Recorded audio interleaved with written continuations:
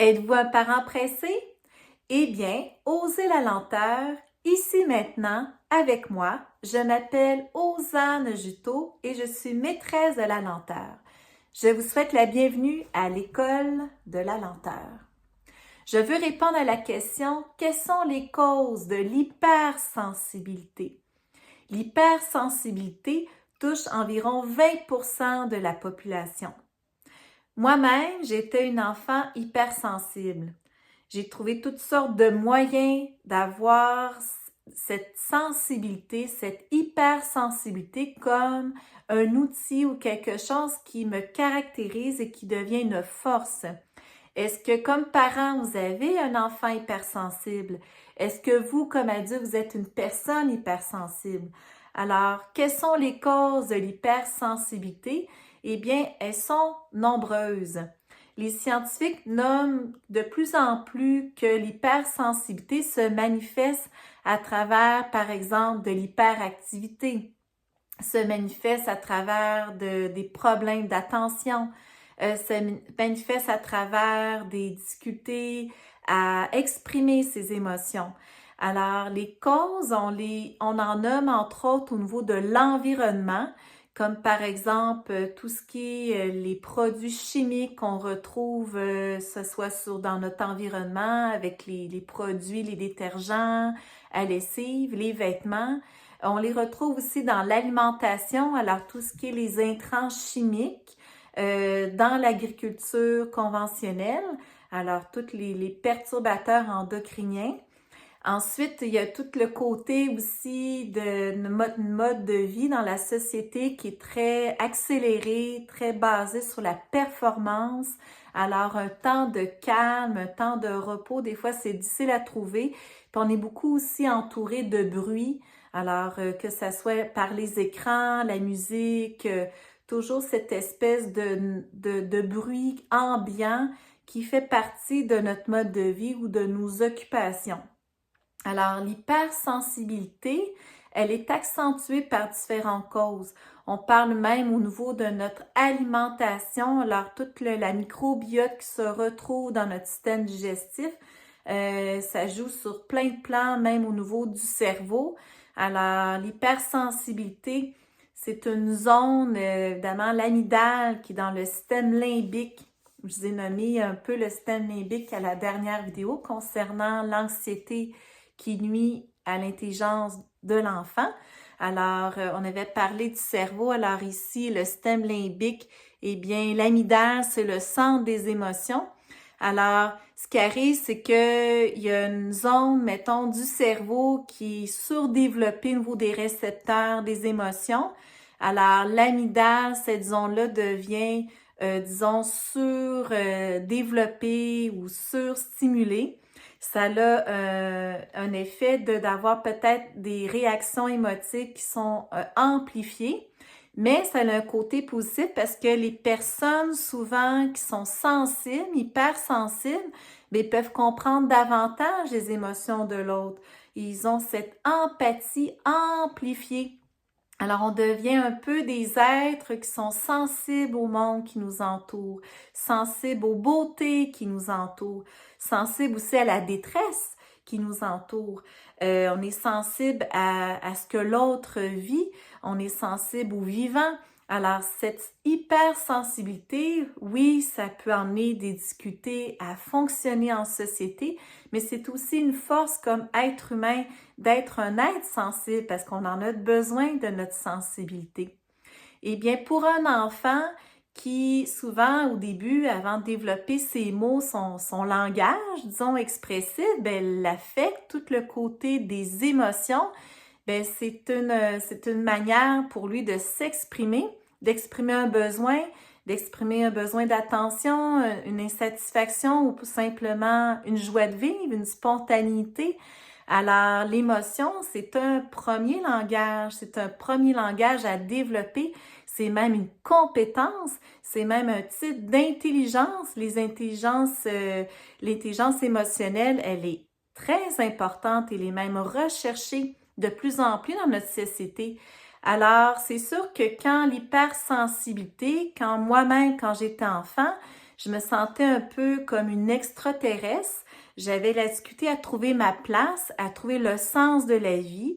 Je sentais que l'existence avait pas tant de bonnes raisons d'être. Pourquoi? Parce que je voyais que le négatif de la vie. Tu sais, j'étais sensible à tout ce qui était la destruction de la nature, les guerres, tout le bulletin de nouvelles avec toutes les causes anxiogènes, qu'on parle d'anxiété. Alors souvent, les personnes hypersensibles développent de l'anxiété. Alors, c'était pour moi difficile d'avoir cette compréhension-là de l'être humain et de trouver ma place et de voir cette hypersensibilité-là comme si je me sentais incomprise. Et ça m'a emmené une certaine exclusion, un certain repli sur soi, puis ça peut aller même très loin, l'hypersensibilité, quand elle est incomprise, quand elle n'est pas reçue, que ça soit par les parents, que ça soit par les proches, les camarades, même les enseignants. Bien, ça peut amener une espèce de pensée négative, qu'on développe des pensées autodestructrices qui peuvent mener à un mal de vivre ou des idées suicidaires. Alors ça, c'est un peu un scénario, disons, de quand l'hypersensibilité n'est pas du tout acceptée ou reçue. Mais je pense que quand on la développe chez l'enfant, cette compétence sociale, cette compétence émotionnelle, d'être sensible à l'autre, d'être sensible à connaître ses propres émotions, d'être capable de les exprimer, c'est une force. C'est une force qu'on peut garder tout au long de sa vie.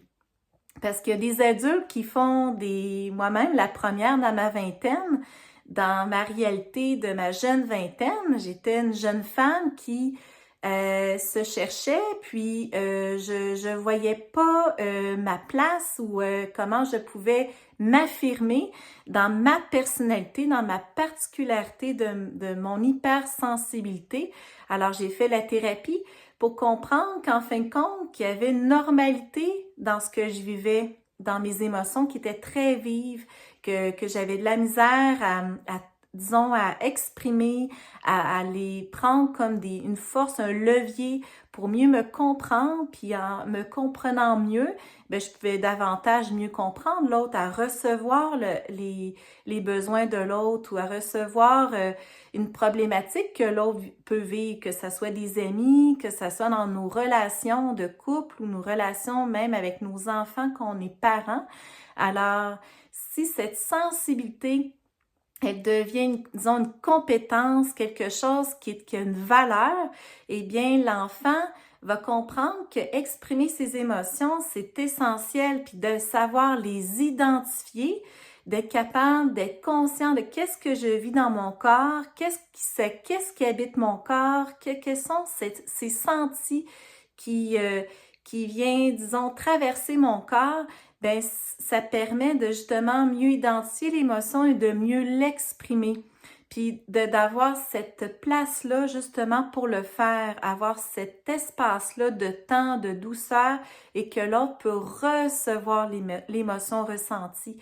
Puis quand on est habileté à mieux les exprimer, bien on est davantage dans les émotions positives, de légèreté, de joie, de bien-être qui sont stimulées par les hormones, justement, qui stimulent les hormones du bonheur, la dopamine, la sérotonine, l'ocytocine. Alors, ça fait toute partie du système limbique. Alors, ces hormones-là, on peut davantage les stimuler, c'est-à-dire elles sont travaillées à travers cet état-là émotionnel qui est mieux compris, qui est mieux accepté. Alors, c'est une compétence en soi d'exprimer ses émotions. Puis je pense que comme parents, auprès de nos enfants, de recevoir leurs émotions, de laisser s'exprimer, donner le temps, c'est comme leur dire que regarde, ton émotion est importante, puis je sais que tu es capable de la nommer, je sais que tu es capable d'identifier qu'est-ce qui en était la cause. Alors, tu sais, il y a toutes sortes d'approches qu'on voit là, que ça soit dans les écoles, que ça soit des approches thérapeutiques. Il y a toute l'aspect par exemple, la méditation consciente, de fermer les yeux, d'être conscient de son senti dans son corps, de prendre le temps de respirer. Après ça, peut-être d'identifier l'émotion, le senti qu'on a, de libérer. Alors, d'être, tu sais, de cette conscience-là qui se développe à travers des temps de calme où on se dépose, bien, on devient de plus en plus compétent pour le ressentir. Puis quand on est exposé à des stress, à des émotions vives qui ne nous appartiennent pas, qui sont à l'extérieur de nous, bien, on peut faire une distance, on peut avoir cette capacité de discernement, cette capacité d'adaptation, cette capacité de résilience, de dire que cette émotion-là ne m'appartient pas, elle appartient à l'autre ou elle appartient à un événement ou une cause qui est extérieure à moi. Alors, je ne suis plus une éponge, je deviens un peu comme un être que les deux forces. Il y a la force de l'empathie, la force de comprendre l'émotion. Fait que en fait, l'hypersensibilité, c'est beau à avoir. Puis je pense qu'on est capable de le voir comme une compétence. Ben c'est une grande source de fierté qu'on peut développer pour nous-mêmes et aussi d'accompagner nos enfants là-dedans. Fait que c'est parce que l'enfant hypersensible, s'il n'est pas dans cet état-là de se sentir reçu, de se sentir compris, mais il ne sera pas disponible aux apprentissages plus cognitifs. Tu sais, il faut que ça soit, faut qu'il y ait cet espace-là que le côté émotionnel soit reçu. Souvent, l'enfant disponible à apprendre, bien, il y a aussi ce lien de confiance avec l'adulte qui est près de lui. Il faut qu'il y ait cette complicité-là. Alors, le lien émotionnel et de l'affect est très, très important. Puis, ce qui arrive, c'est que l'enfant peut être davantage dans une énergie de créativité justement, quand il est dans cette émotion-là positive. Il peut développer davantage ses idées, être dans son imagination, d'exprimer qu'est-ce qui est unique chez lui. Alors, il est plus pris dans ce repli sur soi, dans l'émotion vive qui le tient fermé, puis qui le tient dans une grosse boule. Fait que je pense que c'est vraiment une compétence qui est de plus en plus reçue, de plus en plus reconnue.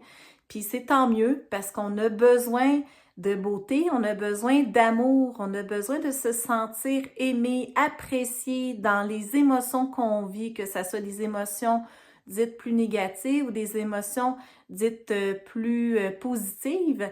Puis, ce n'est pas tout, c'est que cette zone-là du cerveau qui gère les émotions, quand on est dans l'hypersensibilité, mais il y a une particularité, tu sais, il y a comme un sixième sens aussi qui se développe, il y a le côté intuition aussi, parce qu'on est capable d'avoir cette intuition, cette empathie-là, cette ouverture à l'autre. Fait que tout est possible dans l'expression des émotions. Puis, je pense que avoir ces trucs au quotidien peut aider. Tu sais, que ça soit la méditation, que ça soit le yoga, que ça soit la marche contemplative. Moi, c'est ce que j'aime le plus faire parce que quand on sort du mental, ben on libère ce mental-là, puis on est beaucoup plus dans le senti, dans le physique. Puis, justement, les idées créatives émergent.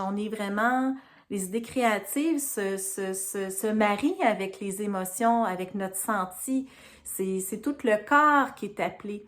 Alors, je pense qu'on peut trouver toutes sortes de trucs pour être plus dans cette espèce d'état-là d'espoir, de bonheur, de joie de vie, de légèreté et de mettre de côté justement tout ce qui est les causes anxiogènes, tout ce qui est le stress, tout ce qui nous met dans une émotion beaucoup plus axée sur le repli sur soi.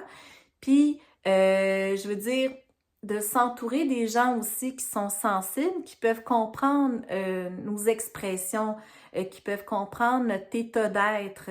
Alors, voilà, c'est ce que je voulais vous partager. Et étant donné que moi-même, je suis une personne hypersensible, ben j'ai disons, cette intuition de comprendre l'enfant qui vit son hypersensibilité, qui vit de l'anxiété, avec la pédagogie de la lenteur que je développe présentement.